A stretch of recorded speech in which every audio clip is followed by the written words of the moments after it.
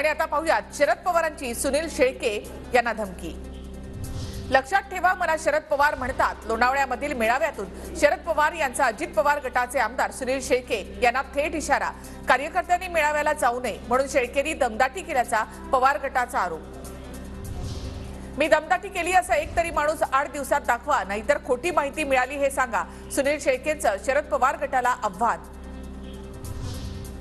आमच्या नेत्यावर टीका केली तर आम्ही सोडणार नाही असा सुनील शेळके यांनी मलाही दम दिला। मदन बापना यांचा सुनील शेळके यांच्यावर आरोप। तू आमदार कुणामुळे झाला, तुझ्या अर्जावर कुणाची सही, शरद पवार यांचा सुनील शेळकेंना सवाल। आपण या रस्त्याने जात नाही, पण तशी स्थिती निर्माण झाली तर सोडतही नाही, शरद पवार सुनील शेळके यांच्यावर भडकले।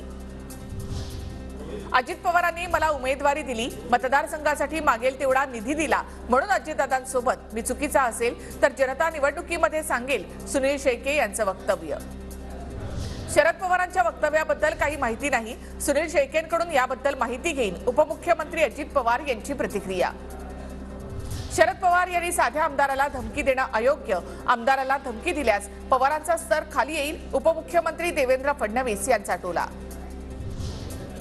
जयंत पाटील तर दुसऱ्या पक्षात गेले तर त्याला जितेंद्र आव्हाड आणि रोहित पवार जबाबदार असतील, सुनील शेळके यांचा घणाघात, तर जयंत पाटलांबाबत सूचक वक्तव्य सुद्धा।